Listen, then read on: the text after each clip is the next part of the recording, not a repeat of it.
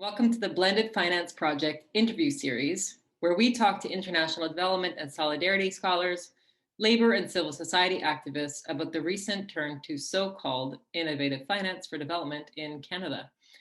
I'm your host, Susan Spronk, Associate Professor at the School of International Development and Global Studies at the University of Ottawa.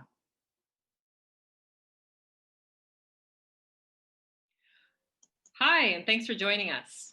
I'm here today with Roy Culpepper, who's an international development economist who has worked in government in Canada and the World Bank in Washington. He led a development policy think tank, the North-South Institute, for 15 years. His publications and research interests focus on international financial markets, institutions, and policy in the global economy and in developing countries, debt management, crises and their resolution, and rights and access to land in African agriculture. He has taught courses at the graduate level on international finance and the global economy and has supervised researchers working on development issues. In addition to being a senior fellow at the School of International Development and Global Studies at the University of Ottawa, Roy chairs the Group of 78, which is a network that promotes informed debate on Canada's involvement abroad. He also chairs CELADA, an international coalition that promotes equitable agricultural development for the people of Africa. So Roy, civil society organizations such as Eurodad and also international organizations such as UNCTAD have raised concerns about a new narrative that has become dominant in the discussions about financing the Sustainable Development Goals. This new narrative focuses on using public sources of financing, such as official development assistance and loans from multilateral agencies, to leverage private capital to achieve development goals, or what is often called blended finance. Why do you think the Canadian government is promoting blended finance as a way to meet the SDGs? Would you qualify this approach as evidence-based approach to policymaking? And why do you think that's the case? Okay, well, first of all, thanks for having me, and I'm excited to participate in this interview. So to answer your first question, I would say that the government of Canada, like perhaps other donors, is avoiding increases in ODA, which have a direct budgetary cost.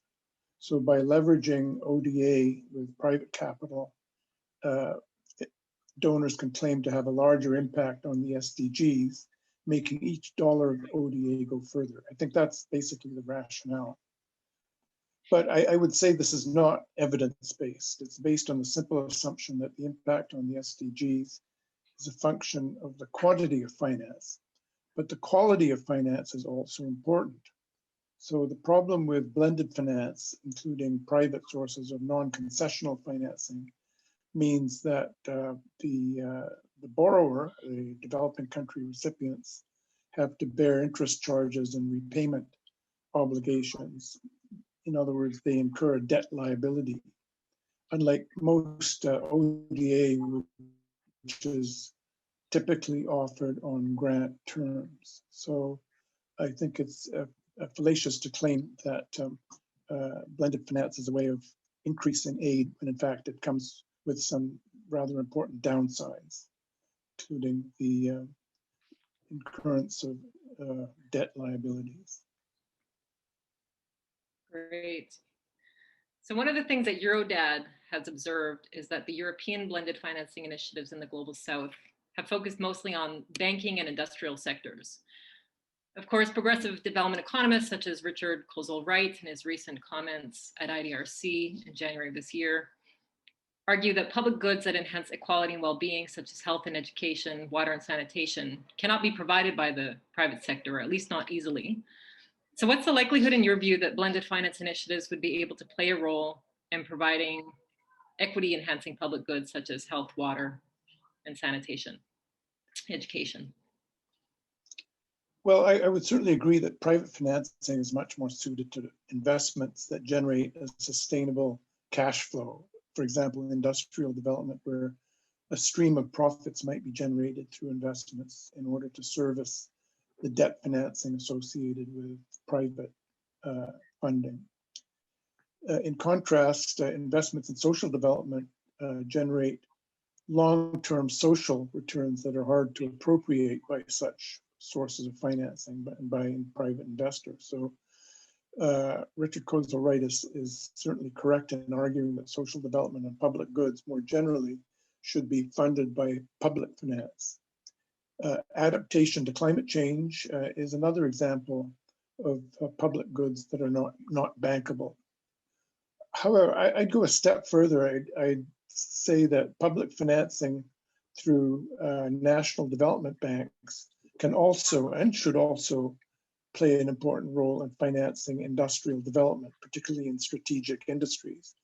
And one only has to look at the East Asian experience in which public financing through national development banks has played a very critical role in the development of those countries. Great. So one of the things I've really appreciated about your work, Roy, is you've written a lot about the challenges of foreign aid. For example, that it's motivated by political motivations of donors, it can erode the quality of governance, and also the importance of domestic resource mobilization as an alternative.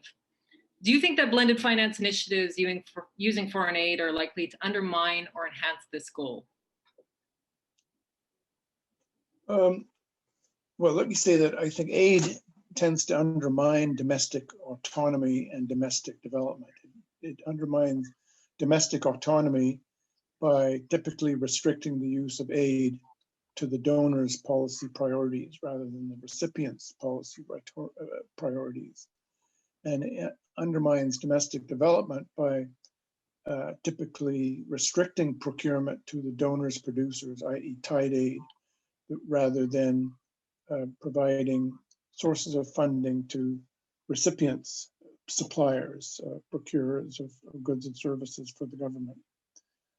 So greater domestic resource mobilization in that sense would support greater autonomy and would help to stimulate local development. I've often said that taxation can also be seen as a building block of democracy.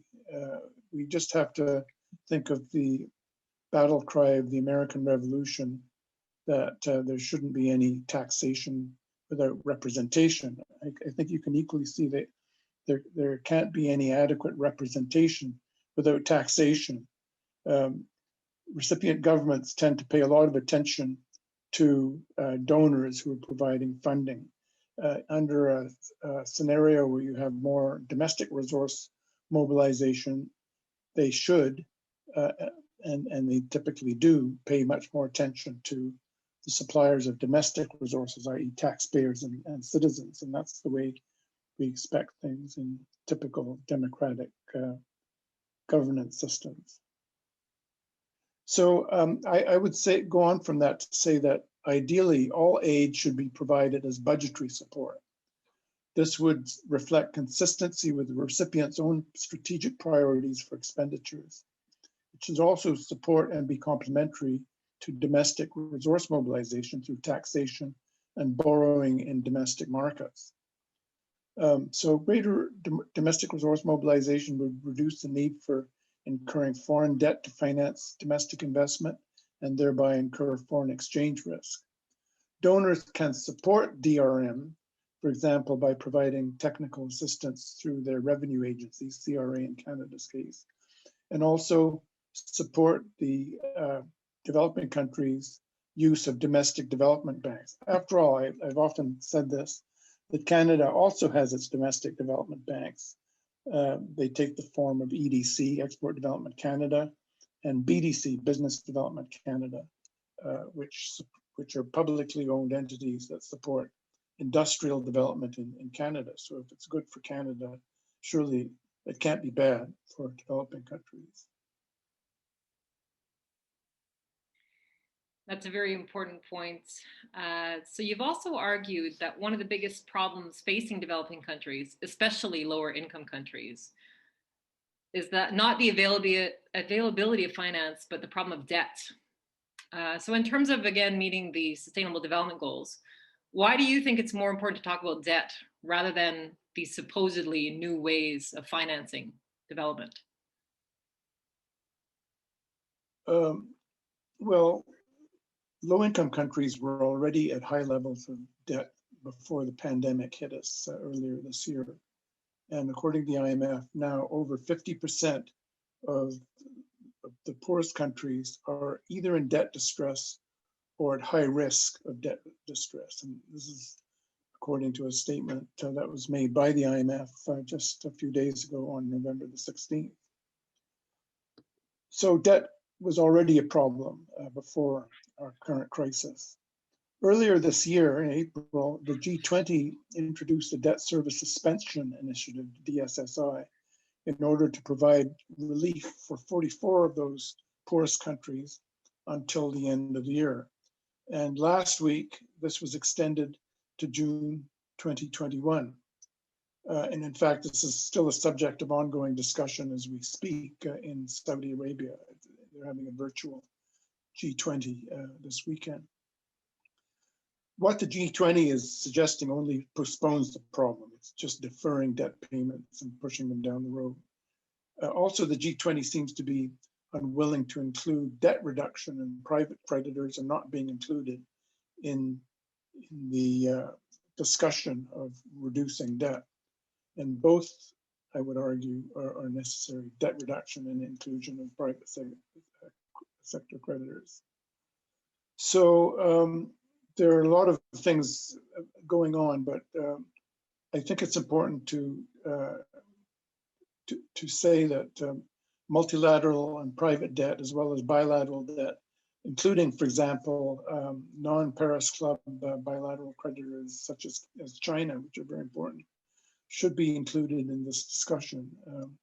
Debt is almost out of control for the lowest income countries and has to be tackled head on. And how can we have a discussion about blended finance and new and innovative forms of finance, which involve the creation of new debt, without tackling and resolving the problems of existing debt that are only getting worse as we speak.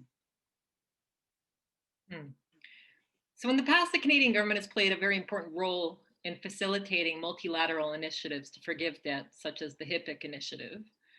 Can you tell us a little bit more about what role the Canadian government has played in debt forgiveness initiatives in the past? And also, what role would you like to see the Canadian government play in the present, especially in the context of the pandemic of COVID-19, where, as you've described, the levels of debt are skyrocketing? Well, you're right in saying Canada played an active role in the, as it was called, the Heavily Indebted Poor Country Initiative, which restructured and canceled a lot of the debt starting in the early 1980s and all the way through the 1990s. But that process lasted more than 2 decades, almost 3 decades, ending in the year 2006 with the Multilateral Debt Relief Initiative, MDRI. Yes, Canada had played an active role, but it was very incremental. There was a dogmatic adherence to a case-by-case approach to seeing all debtor countries as being different and not thinking of the debt crisis as being a systemic debt crisis, which is what it was and which is what it is right now, which would lend itself to a much swifter and more successful resolution of the debt problems that have accumulated. We just have to contrast the HIPC and the MDRI initiatives with what happened in the 1980s with the middle income debt problem, which started in 1982 and was resolved by 1990 with the Brady Plan. That only took 8 years. So it seems like if you're a relatively richer developing country, your debt crisis will be resolved quickly. But if you're a poor country, then I'm afraid you've got a long, tortuous road ahead of you in the resolution of debt problems. So it's interesting that even the IMF agrees to the need for a much more systemic approach to debt resolution. And they've been talking about reforming the international debt architecture and to limit things like vulture creditors from swooping in and grabbing up debt at a highly discounted rate and then going to the courts in the UK and the US and pressing for full payment and basically throttling the debt resolution process. So I think Canada should be much more involved in debates around these issues, around a systemic approach, and to bring rogue actors to the table and not have them thwart the process. There are other things Canada could do. For example, I've been writing over the past few months about the need for an SDR allocation by the IMF. This is like IMF money, which is exchangeable into reserve assets like US dollars or Canadian dollars or any of the OECD currencies.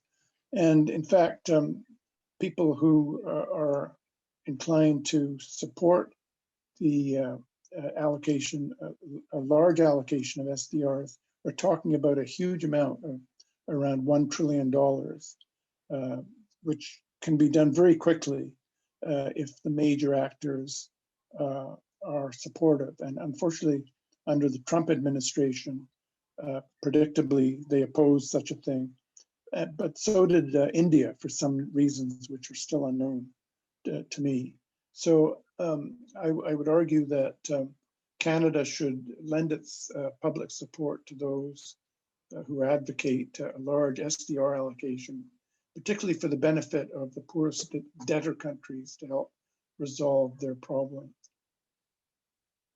I have one other comment, which is that there's a new kid on the block when it comes to financing for development, and it takes the form of development finance institutions such as FinDev Canada, which is, of all things, a subsidiary of the EDC based in Montreal. If you go to their website, it seems like they're all about gender equity and a feminist foreign policy, and you name it, all the good things that are bundled in the Canadian approach to development these days. So I'm saying that these new ventures, development finance institutions, deserve a lot more scrutiny than they're getting.